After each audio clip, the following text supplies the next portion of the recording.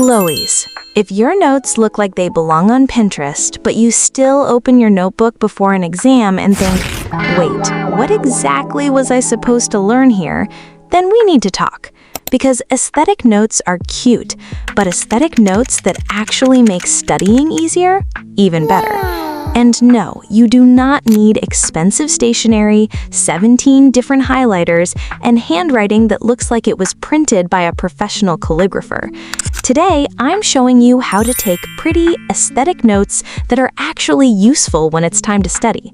So grab your notebook and let's make your notes the kind you actually want to open. Number 1.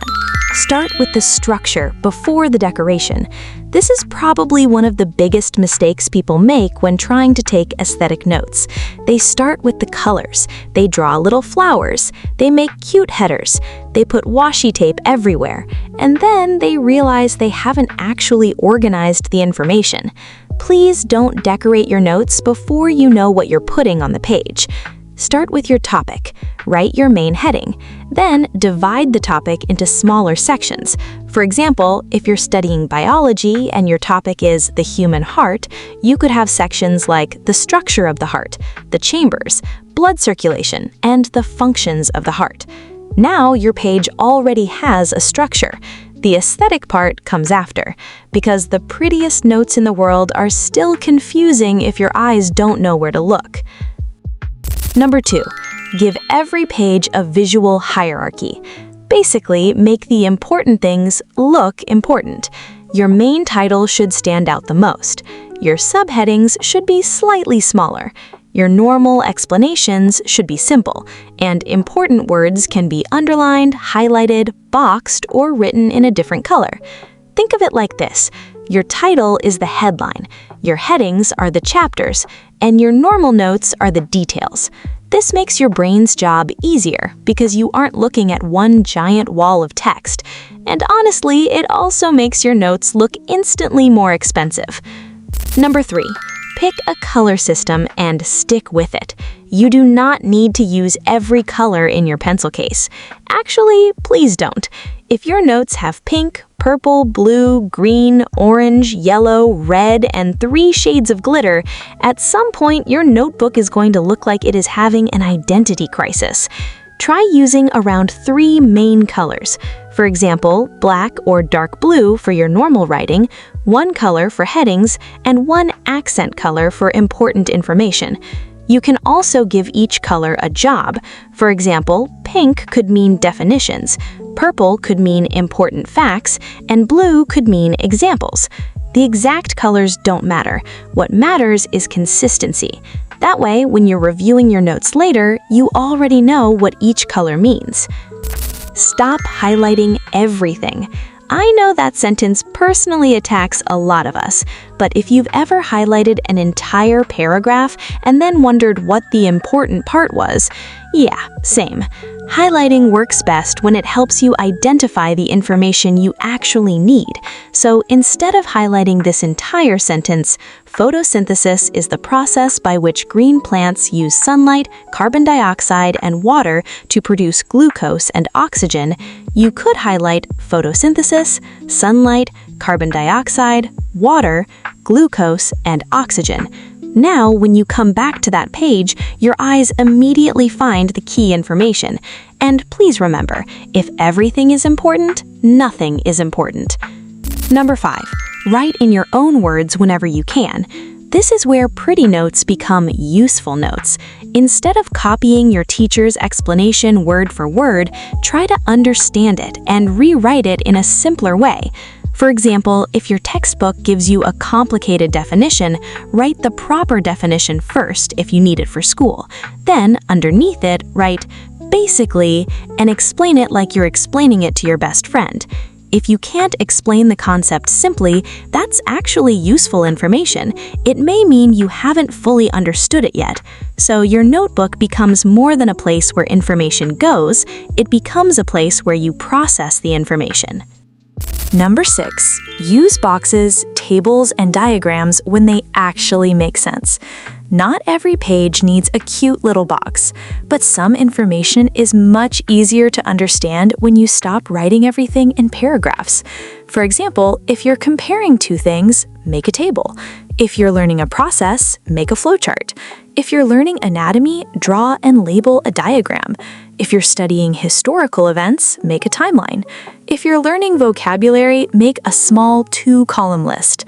The goal isn't to make your notebook look busy. The goal is to make information easier to understand and find.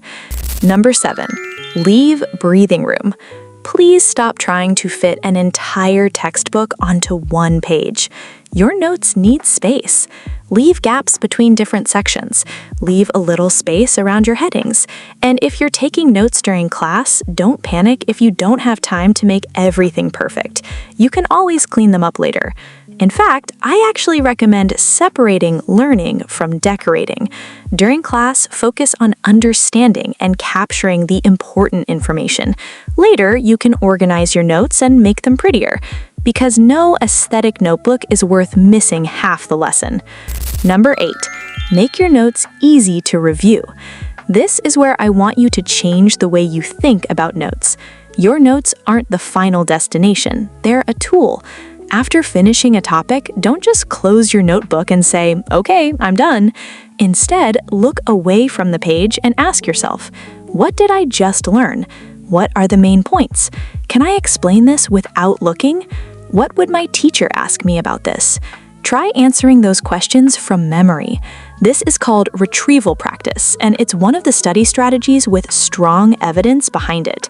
You're forcing yourself to actually retrieve the information instead of simply looking at it again and thinking, "Yeah, I know this." Because recognition and actually remembering something are not always the same thing. Number 9, turn your notes into questions. This is one of my favorite tricks.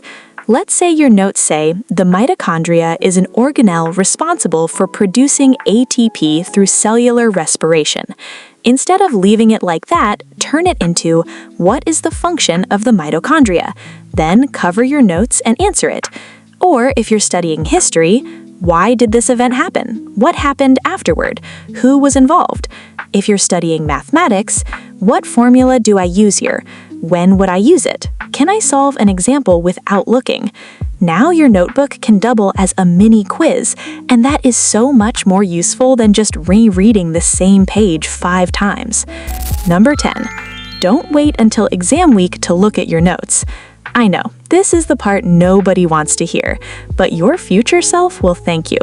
Instead of learning a topic once and abandoning it until the night before your exam, come back to it after some time has passed. You could review it briefly later that day, then again a few days later, then again the following week. You don't have to spend an hour each time. Even a short review where you test yourself on the important ideas can be useful. The point is to spread your learning out instead of trying to force everything into your brain in one giant study session.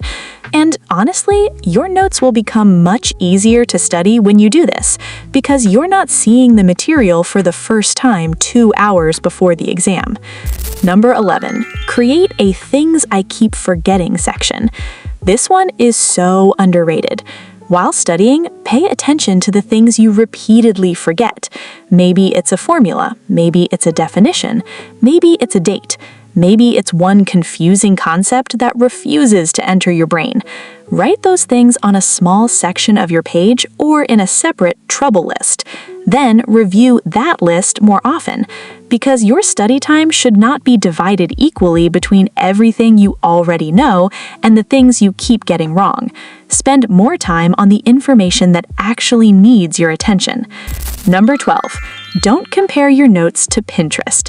This one is important. You can absolutely use Pinterest for inspiration, but don't look at someone's perfectly decorated 6-page spread and think your notes are ugly because yours don't look exactly like that. Some people love minimalist notes. Some people love colorful notes. Some people like tiny handwriting. Some people write like they're fighting for their lives. And that's okay. Your notes don't need to be Instagram worthy to help you get an A. Pretty is a bonus. Understanding is the goal. And if you can make them both pretty and useful, even better. So here's the formula I want you to remember. Organize first, decorate second. Use a simple color system, write important information in your own words, use diagrams and tables when they actually help, leave space, turn your notes into questions, test yourself instead of only rereading, and come back to the material over time. Because the goal isn't to create the prettiest notebook in your class. The goal is to create notes that make you think, wait, studying this is actually easy. And if you try this method, don't aim for perfect notes on day one. Start with one subject, one chapter, one page. Then figure out what works for you. Your notebook should be your study bestie, not another source of stress. Now go make those notes pretty, but make them useful too. Stay glowing, glowies!